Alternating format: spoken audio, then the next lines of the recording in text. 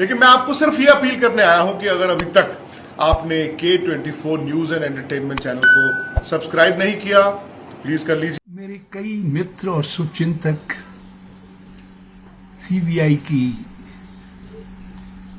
Notice को लेकर चिंतापूर्वक पूछताछ कर रहे हैं।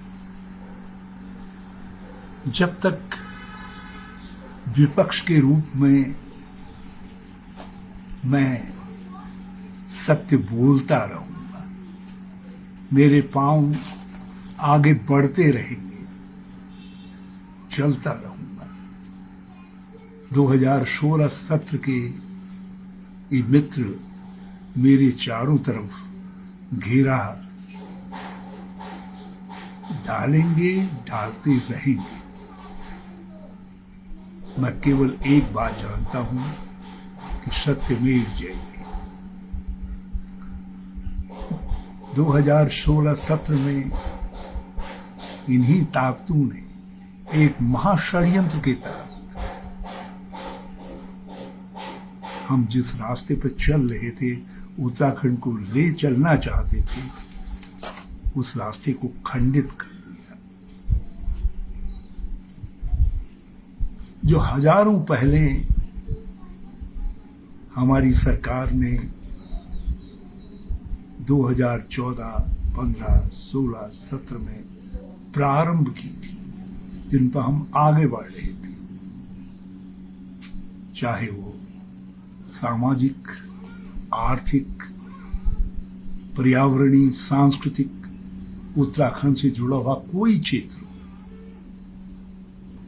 एक नई सोच को हम आगे बढ़ा रहे थे, जिनमें समाधान था उन आकांक्षाओं का जो राज्य निर्माण के संघर्ष ने देखी थी, जिनमें समाधान था दूर दराज मैदान हो या पहाड़, उनके गांव में बैठी हुई गरीब महिला पुरुषों का, बेरोजगार नौजवानों का, उनके सवालों का, जो आज ज्वलंत रूप में हमारे उत्तराखंड को डस रहे हैं।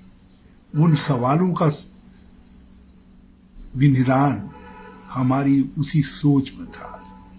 2017 में हमसे उस सोच को आगे बढ़ाने का अधिकार छीन लिया गया।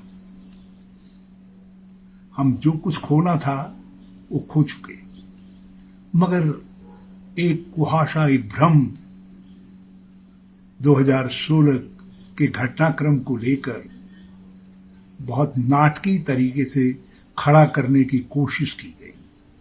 अब तो जितनी जांचें होंगी, स्थितियां उतनी ही स्पष्ट होंगी। कुहासा हटेगा, कोहरा हटेगा,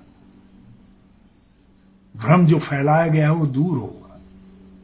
मुझे कोई चिंता नहीं। हम तो संघर्ष से निकले हुए लोग हैं और संघर्ष में ही विलीन होना हमारी नियति है। मगर मुझे खुशी होगी कि भगवान मेरी मदद करे, ताकि उत्तराखंडियत के साथ 2016 सत्र में उत्तराखंड के आम लोगों के साथ, राज्य आंदोलन की बुनियादी भावनाओं और सोच के साथ, जिन लोगों ने षड्यंत्र करके एक कूट रचना की, जिस कूट रचना के सीबीआई आदि तो एक पात्र मात्र है, रचनाकार और लोग हैं। कम से कम वो रचनाकारों के चेहरे साफ होंगे और उत्तराखंड देख सकेगा कि उनके वास्तविक मुजरिम कौन है। हरीश रावत महत्वपूर्ण नहीं है, उत्तराखंड और उत्तराखंडियत महत्वपूर्ण है। और मैं इन सारे प्रकरणों को उसी संघर्ष के रूप में ले रहा हूं और उसी संघर्ष के रूप में आगे बढ़ूंगा। जहां तक एजेंसीज का सवाल है, जो भी एजेंसी अभी और भी आएगी, तो जो भी एजेंसी आगे आएगी, हम उसके साथ पूरा सहयोग करेंगे। मैं आपको सिर्फ ये अपील करने आया हूं कि अगर अभी तक आपने K24 news and entertainment channel को सब्सक्राइब नहीं किया तो प्लीज कर लीजिए।